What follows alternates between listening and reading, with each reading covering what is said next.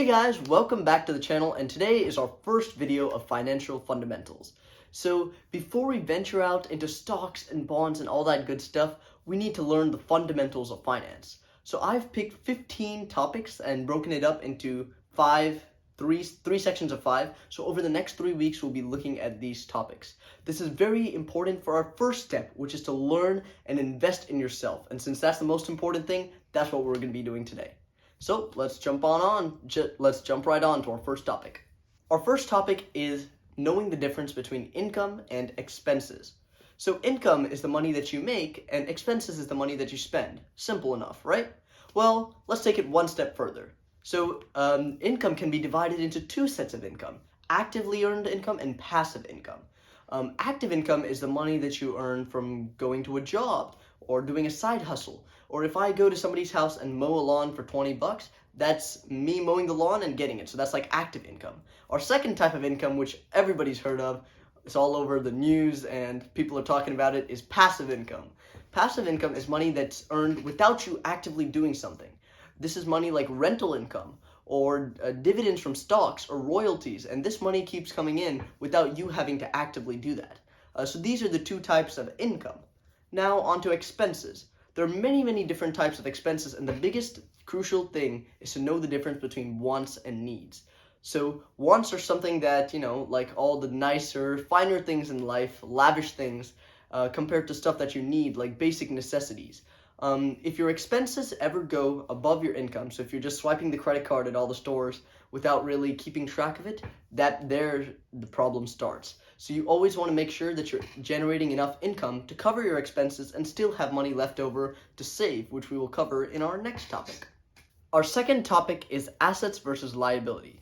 Assets is something that generates income and increases in value over time. Liabilities is what you owe others. Assets put money in your pocket, while liabilities take them out. So let's look at some examples of assets versus liabilities. For example, an asset could be a rental property because it's bringing you in money each month, or businesses, stocks, bonds, anything else that you own. Whereas liabilities are, future obligations, something that you have to keep paying. So let's say you went on a shopping spree to Nordstrom this holiday season and racked up a lot of designer clothes and fancy stuff, and you just put that all in your credit card because you don't have money to pay it. That's something you have to be paying off each month. So that credit card debt is a clear example of liabilities. So we want to make sure to increase our assets and keep our liabilities to a minimum. We always hear people talking about net worth. Oh, he's worth $20 million. He's worth $1 billion. But what does that really mean? Net worth equals all the assets that you have minus all the liabilities. It is a great indicator of your financial health. Net worth is a concept of measuring the value of a person or a company. Now, for example, so you're going to need a little bit of math here. So let's say I have $100,000 in my bank account, and I own a house that's worth $500,000. So you add those up, and that's $600,000 worth of assets that I own. And let's say I paid the house off completely for this example. And now, for my liabilities, I have a mortgage on that house for $300,000 and another $50,000 worth of credit card debt. So our liabilities becomes $350,000 and our assets become $600,000. So take all your assets, minus it with your liabilities, and you're ended up with $250,000. There you go. You're welcome. That's how you calculate net worth. Our fourth topic is budgeting and saving. Budgeting is the process of creating a plan on how to spend your money. Budgeting is essential to keep track between your income and your expenses, like we talked about earlier. 52% of American adults don't know how to create a budget. That's like crazy, but we'll save that for another video. I'm reminded of a quote that Benjamin Franklin once said, that failing to plan is planning to fail. This is so true when it comes to budgeting, especially when you're trying to keep track of where your money is going. So make sure to budget so you don't wonder where your money went at the end of the month. Good.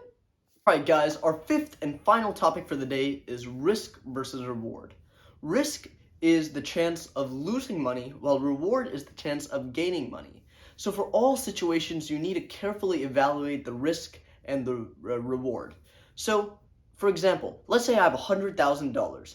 I can be a person who likes to play it safe and take less risk, or I can go all in and take a lot of risk. So if I take my $100,000 and put it in the stock market, in one individual stock, let's say this company does great, my 100,000 could be 200,000. But also, if the company goes under, I could lose all my money. So this shows that there's a big risk. You could make a lot, but you could lose a lot as well. But let's say I take the same $100,000, and if I like to play it safe, I can put this into a savings account. This will give me just slight incremental returns. Maybe after 10 years, I might have $105,000. But I made $5,000 without any risk. So you got to really evaluate and see each situation and see whether it's worth the risk. So that about wraps it up, guys. These are the 5 topics for today. 10 more coming in the next couple weeks. You should be seeing that next Saturday or whatever. Hope you enjoyed this video. Make sure to leave a like on the video if you enjoyed it. And that's it, guys. Bye. See you in the next video.